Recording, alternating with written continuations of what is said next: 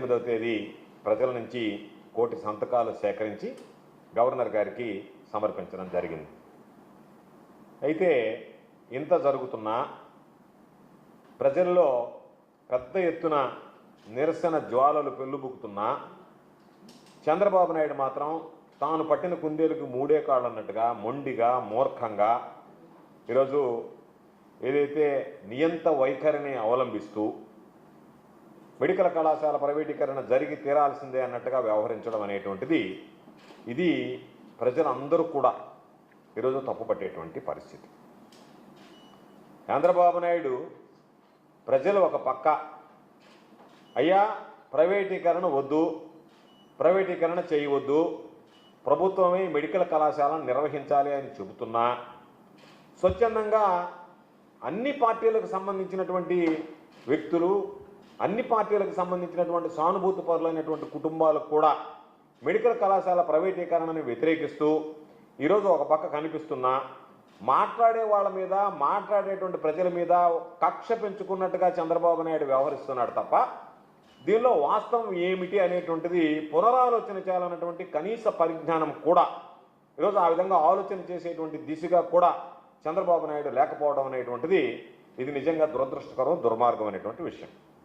ఈరోజు దాదాపుగా 1 కోటి మంది సంతకాలతో అనేక మంది రోడ్లెక్కి ఈరోజు నిరసనని తెలియజేసి వీళ్ళు అనేక రకాలుగా ప్రైవేటీకరణకి వ్యతిరేకంగా పనిచేస్తుంటే చంద్రబాబు నాయుడు ఏ విధంగా ఆలోచన చేస్తున్నాడంటే ఈ ప్రజలు చెప్పేటువంటిది మనకు అనవసరం, మన అక్రమ సంపాదనకు వీళ్ళు అడ్డుపడుతున్నారని భావించి వాళ్ళ మీద రగిలిపోతున్నట్టుగా కనిపించడం, మాట్లాడేటువంటి మాటలు కానీ, వ్యవహరించేటువంటి తీరు కానీ, ఆయన వాడేటువంటి భాష కానీ, ఆయనకున్నటువంటి ఆ ఫ్రస్ట్రేషన్ కానీ, అసహనం కొట్టొచ్చినట్టుగా నేనేదో దీనికి సంబంధించి లబ్ధి పొందాలి అనుకుంటే దీనిని రెచ్చగొట్టి ఈ విషయాన్ని ప్రజల్లోకి తీసుకువెళ్ళి వైఎస్ఆర్ కాంగ్రెస్ పార్టీ జగన్మోహన్ రెడ్డి గారు నా సంపాదనకు, అక్రమ సంపాదనకు అడ్డుపడుతున్నారనేటువంటి అక్కసుతో మాట్లాడినట్టుగా ఉంది తప్ప ప్రజల గురించి కానీ, ప్రజల సంక్షేమాన్ని గురించి కానీ ఆలోచన చేసినట్టుగా కనిపించడం లేదు.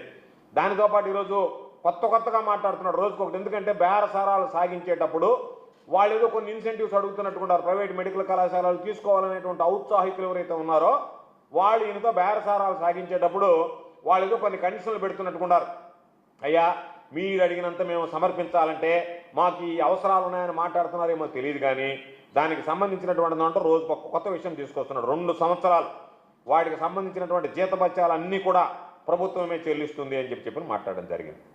దానితో పాటు ఇప్పుడు ఒక అడుగు ముందుకేసి ఒకవేళ అప్పటికి నష్టం వస్తే వైబిలిటీ గ్యాప్ ఫండింగ్ కింద మీకు వచ్చినటువంటి నష్టాన్ని కూడా మేము భర్తీ చేస్తామని చెప్పి ఈరోజు చంద్రబాబు నాయుడు దానికి హామీ ఇవ్వడం జరిగింది. 2 ఏళ్ల పాటు ఈరోజు నువ్వు వాళ్ళకి జీతాలు భరించడం, దానితో పాటు వైబిలిటీ గ్యాప్ ఫండింగ్ ఇవ్వడం, ఏది ఏమైనా ప్రైవేటీకరణకి నేను ముందుకు వెళ్తానడం అనేటువంటిది 1 కోటి మంది ప్రజలు పాల్గొని సంతకాలు పెట్టినటువంటి వాటిని నువ్వు వాటికి సవాల్ విసురుతున్నట్టుగా అనిపిస్తుంది తప్ప మీరు ఎన్ని చేసినా నేను మీకు సవాల్ విసురుతున్నా, నేను మీకు లొంగే పని లేదు, నేను మీరు చెప్పినటువంటి వాటిని పట్టించుకునేటువంటి పరిస్థితుల్లో లేను, నా విధానం నాదే, నేను ప్రైవేటీకరణకి వెళ్ళిపోతా, ప్రైవేటీకరణ ద్వారా నాకున్నటువంటి ఏదన్నా వ్యక్తిగత లబ్ధి ఏదన్నా ఉంటే అది చేకూర్చుకోవడానికి నేను ప్రయత్నం చేస్తాను, ఆ లబ్ధి పొందడానికి ప్రయత్నం చేస్తాను తప్ప ప్రజల గురించి కానీ మీరు 1 కోటి మంది సంతకాలు పెట్టినా సరే నేను పట్టించుకునేటువంటి పరిస్థితుల్లో లేదు అని చెప్పి ముందుకు వెళ్తూ దాని మీద ఆయన తొడగొట్టినట్టుగా ఆయన మాట్లాడేటువంటి మాట, ఆయన వ్యవహార శైలి మీరు ఏమి చేసినా సరే నేను తొడగొడతాను, ముందుకు వెళ్తాను అన్నట్టుగా ఏదో పోరాటం చేసినటువంటి వాళ్ళ మీద కక్ష కట్టుకున్నట్టుగా ఈరోజు వాళ్ళ మీద కక్ష తీర్చుకునేటువంటి విధంగా మాట్లాడుతున్నాడు. అదే మేము చెప్పాం, అయ్యా నువ్వు తీసుకున్నటువంటి నిర్ణయాలు ఏదైతే ఉన్నాయో ఆంధ్ర రాష్ట్రంలో వైద్య రంగాన్ని ఉరి తీసేటువంటి పరిస్థితులు ఉన్నాయి. ఇది మీరు తీసుకున్నటువంటి ప్రైవేటీకరణ నిర్ణయం ఆంధ్ర రాష్ట్రంలో వైద్య రంగాన్ని ఉరి తీయడమే అని ఈరోజు అందరూ చెప్తున్నా సరే ఆ ఉరి తీయడానికి కూడా నేను సిద్ధంగా ఉన్నానన్నట్టుగా చంద్రబాబు నాయుడు మాట్లాడుతున్నారు. ఆంధ్ర రాష్ట్రంలో వైద్య రంగాన్ని ఉరి తీయడానికి కూడా నేను సిద్ధమే అన్నట్టుగా ఈరోజు చంద్రబాబు నాయుడు మాట్లాడేటువంటి పరిస్థితి కనిపిస్తుంది. కాబట్టి అయ్యా చంద్రబాబు గారు, మేము మిమ్మల్ని అడిగేటువంటిది స్పష్టంగా ఏంటంటే మీకు ఎందుకు ఇంత కక్ష ఏర్పడింది?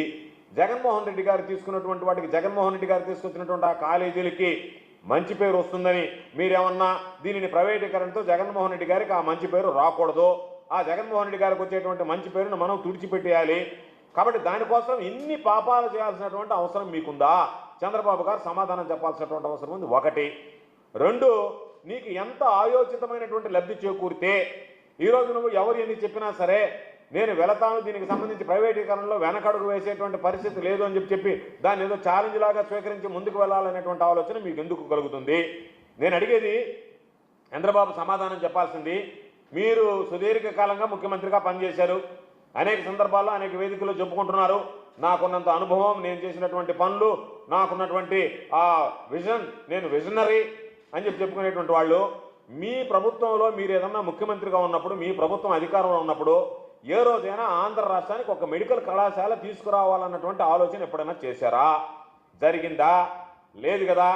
కాబట్టి ఎప్పుడు కూడా ఒక్క గవర్నమెంట్ మెడికల్ కాలేజీ కూడా తేనటువంటి మీరు మా ప్రభుత్వ హయాంలో 17 మెడికల్ కాలేజీలు తీసుకొస్తే దాని మీద మీరు ఎందుకు కక్ష కట్టి ఆ 17 మెడికల్ కళాశాలలో ప్రైవేట్ రంగంలో ఉండాల్సిందే, ప్రైవేటీకరణ జరగాల్సిందే, ప్రభుత్వం నిర్వహించేటువంటి పని లేదు అని మీరు వ్యవహరిస్తున్నారంటే దాని వెనక ఉన్నటువంటి దురుద్దేశాలు, అంటే ఒకటి ఒప్పరానితనం, జగన్మోహన్ రెడ్డి గారికి మంచి పేరు వస్తుంది, దానివల్ల మనం బలహీన పడిపోతాం, రేపటి రోజు ప్రజలు మనల్ని ప్రశ్నిస్తారు, చంద్రబాబు హయాంలో ఒక కాలేజీ కూడా తీసుకురాలేదు, జగన్మోహన్ రెడ్డి గారు ఏకంగా 17 కాలేజీలు తీసుకొచ్చాడు, కాబట్టి జగన్మోహన్ రెడ్డి గారు వైద్య రంగానికి విశిష్టమైనటువంటి ప్రాధాన్యతనిచ్చాడని చెప్పి ప్రజలు భావిస్తారు. కాబట్టి ఆ పేరు రాకూడదు అనుకుంటే దాన్ని ప్రైవేటీకరణ చేసి ప్రైవేటు వ్యక్తులకు అప్పచెప్తే ఇంకా ప్రభుత్వం అనేటువంటి ఆ ప్రభుత్వ మార్క్ అనేది ఉండదు. కాబట్టి జగన్మోహన్ రెడ్డి గారి మార్కును ఏదో ఒక విధంగా తుడిచివేయచ్చు.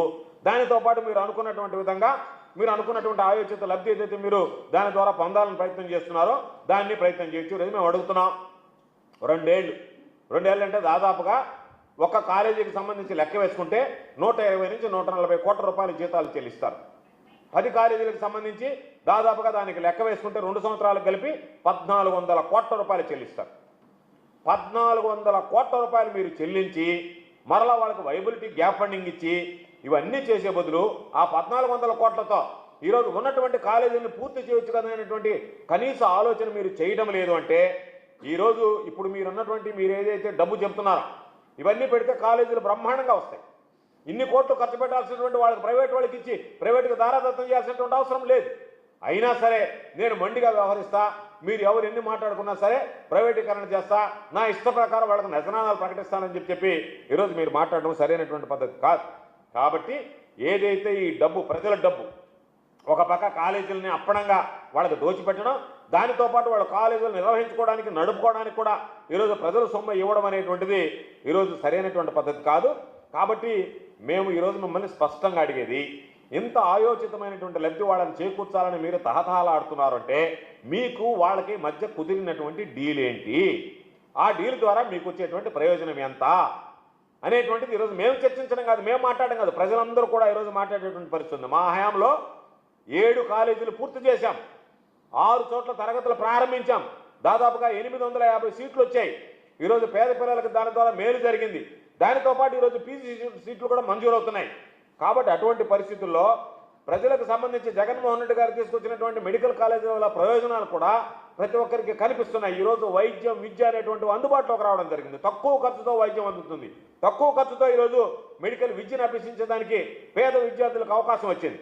కాబట్టి మీరు ఎందుకు వాటిని ఇంత ఉపయోగకరమైనటువంటిది, 10 మందికి మేలు చూపించేది, సమాజానికి విద్య వైద్యాన్ని అందించేటువంటి కాలేజీలని అడ్డగోలుగా ఎందుకు అమ్మేయాలనుకుంటున్నారనేటువంటిది, అది కాక అమ్మేయడమే కాకుండా ఉచితంగా ఆ ప్రైవేట్ యాజమాన్యాలకి జీతాల మీద, వైబిలిటీ గ్యాప్ ఫండింగ్ మీద నజరాలు ఇచ్చి వాళ్ళకి ఎందుకు మీరు అండదండలు అందించాల్సినటువంటి అవసరం వచ్చింది? 1000 కోట్ల రూపాయలు ఉచితంగా ఎందుకు ఇవ్వాలనుకుంటున్నారు? ఇది అన్యాయం కాదా? ప్రజలకి మీరు ద్రోహం చేసినట్లు కాదా? దీనికి సమాధానం చెప్పాల్సినటువంటి అవసరం లేదా?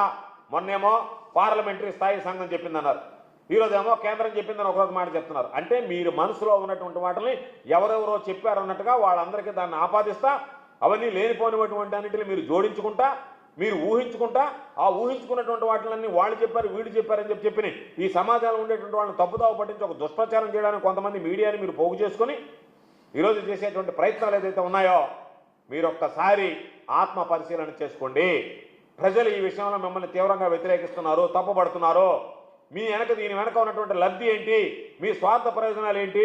ప్రజా ప్రయోజనాలను వదిలిపెట్టి చంద్రబాబు ఎందుకు స్వార్థ ప్రయోజనాల కోసం పోరాడుతున్నాడు, స్వార్థ ప్రయోజనాల కోసం ప్రాకులాడుతున్నాడు, మొండిగా వ్యవహరిస్తున్నాడు అనేటువంటిది ఈరోజు ప్రజలందరూ కూడా చెప్పేటువంటి విషయం.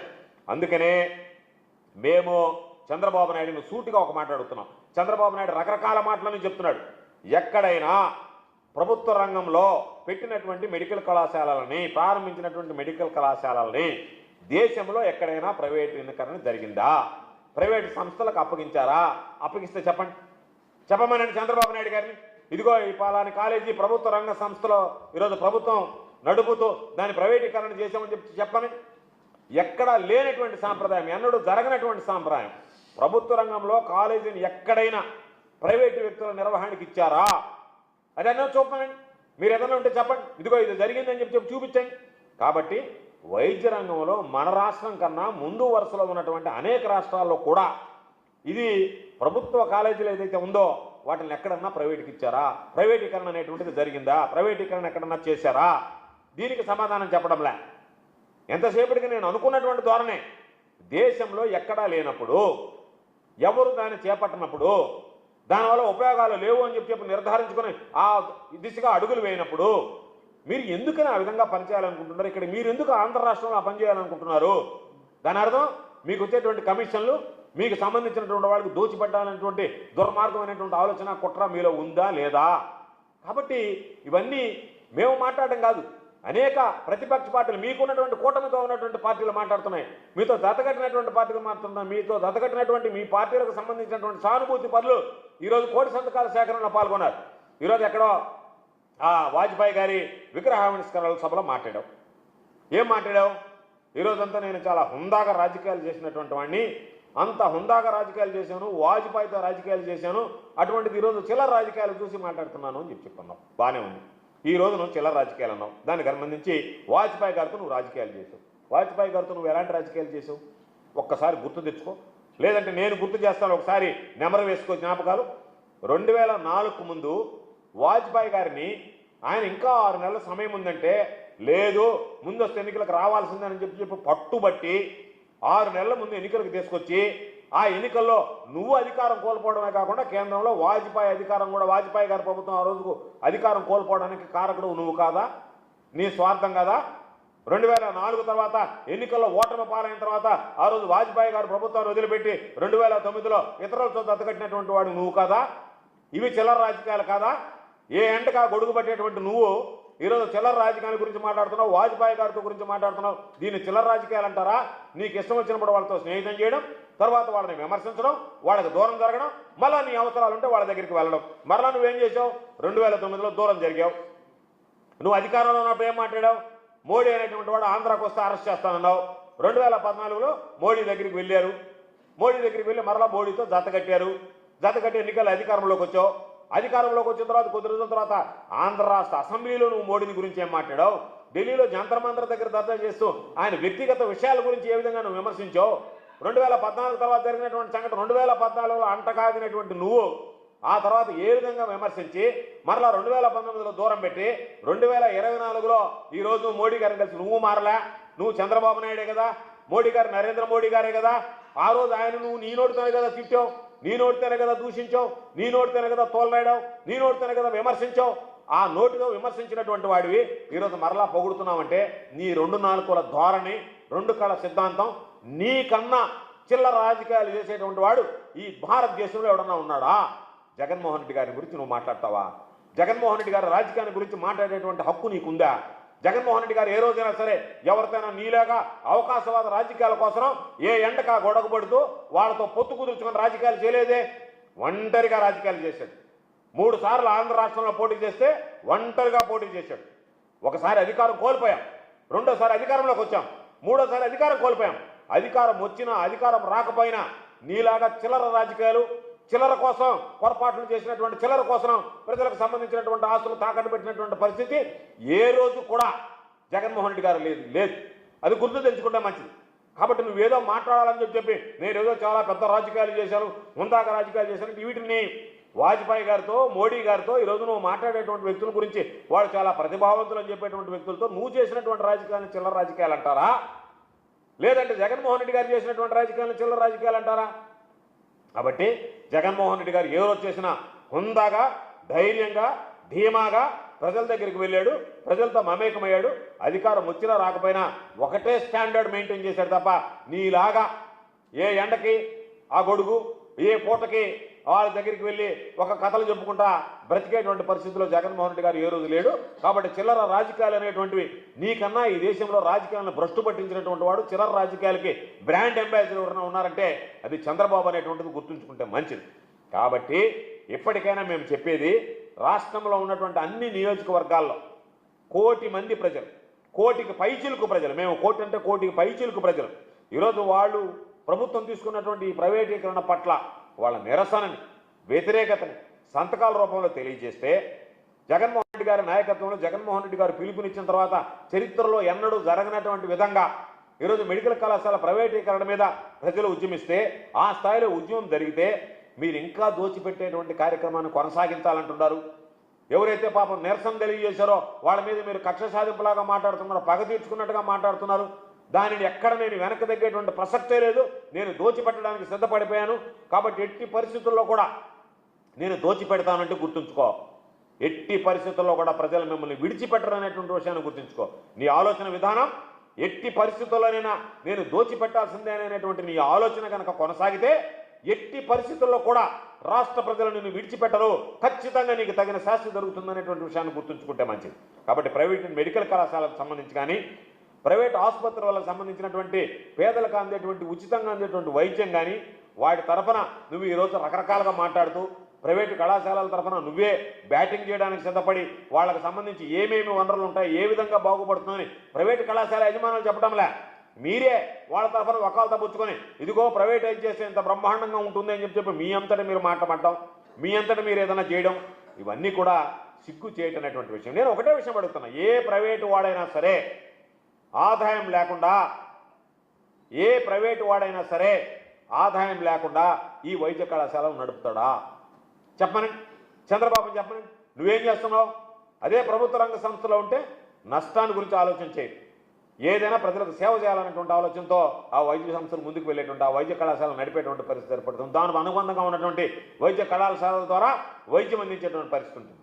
నువ్వు వాటన్నిటినీ పక్కన పెట్టి లాభాపేక్షతో పనిచేసేటువంటి ప్రైవేటీకరణకు నువ్వు సిద్ధపడి, దానికి అవసరమైతే ఇంకా అదనంగా వాళ్ళ జీతపత్యాలు కూడా నేనే భరిస్తా, వాళ్ళకి ఏదైనా నష్టం వచ్చినా ఆ నష్టాన్ని కూడా నేనే భరిస్తానని చెప్పి మాట్లాడుతున్నామంటే ఒక్కటి గుర్తుంచుకో, ప్రైవేటైజేషన్ వల్ల ఎంత ప్రమాదకరమైనటువంటి పరిస్థితులు ఏర్పడతాయంటే, మొన్న కరోనా టైంలో ప్రైవేట్ ఆసుపత్రుల్లో, ప్రైవేట్ కార్పొరేట్ హాస్పిటల్ ఏదైతే ఉన్నాయో ప్రైవేట్ హాస్పిటల్స్ వాళ్ళు గేట్లు మూసేశారు.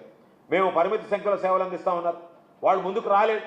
అటువంటి నేపథ్యంలోనే జగన్మోహన్ రెడ్డి గారు ఆలోచన చేసి ఏ జిల్లాలో అయితే దీనికి బీజం పడింది, ఎక్కడ ప్రైవేట్ కళాశాలలు ఏదైతే ఉన్నాయో, ప్రైవేట్ హాస్పిటల్స్ ఏదైతే ఉన్నాయో, ఆ ప్రైవేట్ హాస్పిటల్స్ మేము కరోనా లాంటి కష్ట పరిస్థితుల్లో, విపత్కర పరిస్థితుల్లో మేము ఎవరం కూడా సేవలు అందించము, కాబట్టి మేము పరిమిత సంఖ్యలో సేవలు అందిస్తామని చెప్పి మొండికేసి కూర్చున్నప్పుడు, వాళ్ళు మేము ఆ సేవలు అందించమని చెప్పి మొరాయించినప్పుడు జగన్మోహన్ రెడ్డి గారికి వచ్చినటువంటి ఆలోచన, ప్రైవేట్ సంస్థలు ఎక్కడైతే ఉన్నాయో వాళ్ళకు కొన్ని అనుమతులు ఉన్నాయి, వాళ్ళకు కొన్ని పరిమితులు ఉన్నాయి, దానివల్ల వాళ్ళు ఎవరిని అనుమతించడం లేదు ఎక్కువ మందిని.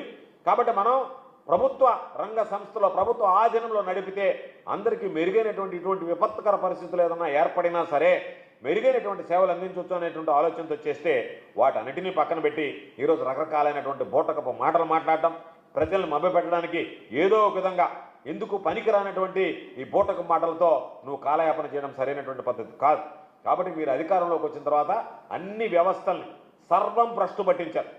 వైద్యానికి సంబంధించి అయితే ప్రతి విషయంలో కూడా మీరు తీసుకున్నటువంటి నిర్ణయం ప్రజా వ్యతిరేక నిర్ణయం తప్ప ప్రజలకు అనుకూలంగా ఉండేటువంటి నిర్ణయం కాదు.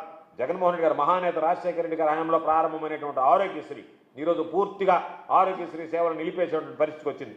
జగన్మోహన్ రెడ్డి గారు తీసుకొచ్చినటువంటి ఆరోగ్య ఆసరా, వాళ్ళకి ఏదైనా శస్త్రచికిత్స జరిగితే పాపం పేదవాడు పనికి వెళ్ళలేకపోతే ఆ కుటుంబానికి ఆసరా కల్పించి ఆర్థిక సాయం అందించినటువంటి కార్యక్రమం, దాన్ని అటకెక్కించేశారు. ఈరోజు ఫ్యామిలీ డాక్టర్, కేవలం కోటీశ్వరులకు ఉన్నటువంటి ఫ్యామిలీ డాక్టర్ కాన్సెప్ట్ని పేదవాడికి సంబంధించి, పాపం మంచం మీద ఉన్నటువంటి వాడు, మంచం మీద నుంచి కనీసం బయటకు రాలేనటువంటి వాడు, పేదరికంలో మగ్గేటువంటి వాడు, కనీసం రవాణా సదుపాయం కూడా లేనటువంటి వాడు, రవాణా సౌకర్యానికి సదుపాయానికి కూడా శరీరం సహకరించినటువంటి వాడు బయటకు వెళ్ళడానికి, అటువంటి వాళ్ళకి ఫ్యామిలీ డాక్టర్ కాన్సెప్ట్ తీసుకొచ్చాడు. ఫ్యామిలీ డాక్టర్ కాన్సెప్ట్ ద్వారా ఈరోజు పేదలకు సంబంధించి వైద్య సేవలు అందించాడు. 0 వేకెన్సీ పాలసీ, ఎక్కడ కూడా నర్సింగ్ స్టాఫ్ దగ్గర నుంచి, వైద్యుల దగ్గర నుంచి ఎక్కడ కూడా లేదు అనేటువంటిది లేకుండా ఫుల్గా వేకెన్సీస్ అన్ని కూడా ఫిల్ చేయాలనేటువంటి ఆలోచన. అదేవిధంగా జీఎంపీ ప్రమాణాలతో ఈ రోజు ఉన్నటువంటి వాటిని మందులు ఇవ్వడం కానీ ఇవన్నీ ఈ రోజు అటకెక్కాయి. వైఎస్ఆర్ సంబంధించినటువంటి హెల్త్ క్లినిక్ ఏదైతే ఏర్పాటు చేసో అవన్నీ దిక్కుముక్కు లేకుండా పోయాయి. కాబట్టి వీటన్నిటినీ ఒక పద్ధతి ప్రకారం పథకం ప్రకారం బ్రహ్మాండంగా పండబెట్టినటువంటి నువ్వు ఇప్పుడు ప్రజలను ఉద్ధరిస్తాను, అది కూడా ప్రైవేటీకరణ ద్వారా ఉద్ధరిస్తానని చెప్పడం అనేటువంటిది ఇది పచ్చి మోసంగా మేము భావిస్తున్నాం. కాబట్టి ఇప్పటికైనా సరే చంద్రబాబు కళ్ళు తెరిచి మొండిగా వ్యవహరించడం మాని ఏదైతే ఈ 17 మెడికల్ కళాశాలలు ఉన్నాయో వాటిని వెంటనే ప్రభుత్వం ఆధీనంలోనే నడపాలి.